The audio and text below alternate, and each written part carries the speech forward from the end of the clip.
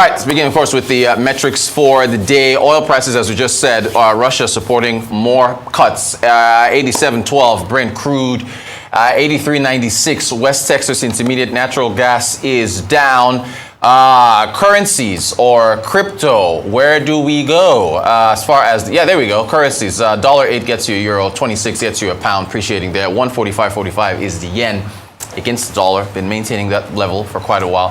Cryptocurrencies enjoying a bit of a fall now. 25,982 is Bitcoin. Looks like that grayscale rally hasn't been maintained. Ethereum 1,645, falling below 1,700 levels. Remember, Ethereum was closing on 2,000 at some point, and Bitcoin was at 30,000. What else have we got for today? Asian indexes, Shanghai Composite Index up. So is the Nikkei 225, so is the Kospi. Hong Kong is closed as a result of a typhoon that they are expecting. So businesses, the exchange, schools, all closed down. So the S&P ASX 200 in Australia down by 37 basis points. And as far as more metrics for the day are concerned, we have got China's latest economic measures. As I said, People's Bank of China to cut the reserve requirement ratio 4% from 6 effective the 15th of this month. Analysts say it could free up about $16.4 billion worth of foreign exchange. And as at July, had about $821 billion in FX deposits. That's pretty large. The CEO of one of the largest robotics firms in the world. Well, okay, before we get to that, Country Garden, they've delayed that vote on the bond payment to today. They were supposed to vote yesterday as far as getting a 40-day reprieve from creditors to delay a coupon payment on their 3.9 billion renminbi bond. So we'll see how that vote turns out. And still on China, this is the CEO of one of the largest multinationals on robotics in the world, ABB, this Bjorn Rosengren, saying China's not really developing as we hoped in the beginning of the year. We're pretty pessimistic at the moment. China continues to be pretty soft. It's a big market though, so it's not dead. He sees challenges for the rest of the year. This is with an interview that he granted where he was talking about the country. China, of course, is its second largest market for ABB. He says one of the positive things, though, electric vehicles. He sees that growth, that sector has possible growth as far as China is concerned. So some silver lining there. And he says, well, what do you need to do to boost that? He says you've got energy, of course, generation has to be to go green. You also need to build up electrification infrastructure. And ABB is doing that. They're actually going to spin off a portion of their company, e-mobility, to provide charging infrastructure around the world. The markets are awaiting that IPO. So, of course, he is going to be bullish on electrification around the world. European equities, mixed bag. Pan-European stock index down by about a basis point. FTSE 100 is up, but the DAX and the CAC 40, they are both down at this point. So we'll see how the markets close with respect to the rest of the day.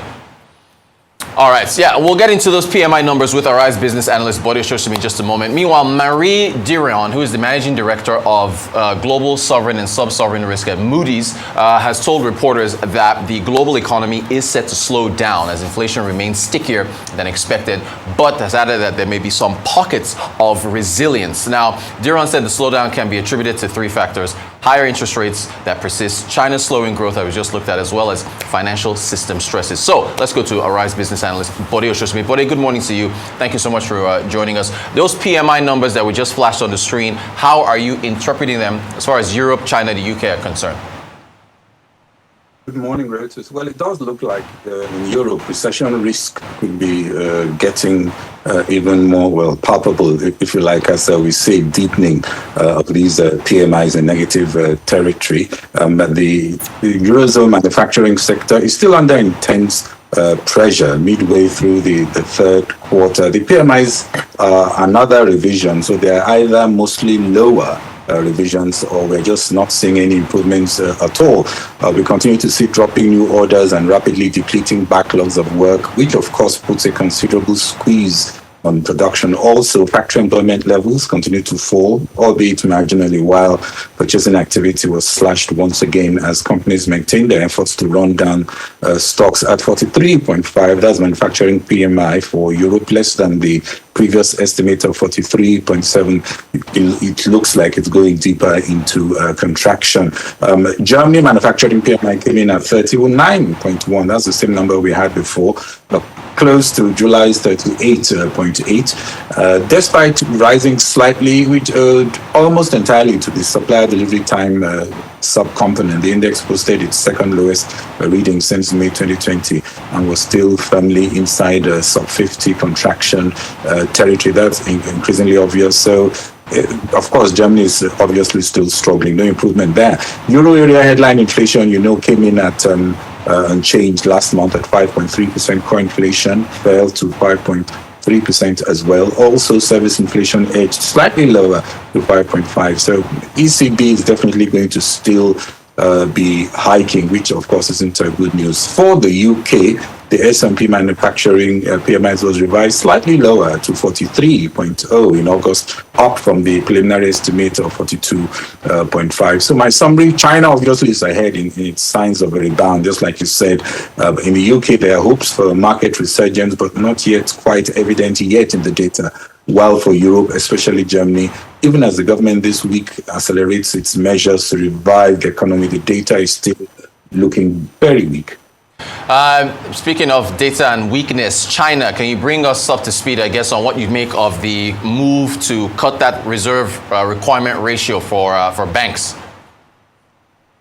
Well, definitely they have to do something, given that they've seen that the economy is not picking up as quickly as it needs to. There was an interesting twist in the narrative. China's Ministry of Commerce said yesterday that restoring stability in U.S.-China trade relations is the best way to de-risk and not complicating the supply chains with bans to reduce dependence on China. Obviously, the risk factors are seen differently on the country perspective. The latest economic activity came as mixed, albeit encouraging. We saw China's Kaixin manufacturing PMIs back in expansion territory, so that's good compared to a contraction of 49.2 in July.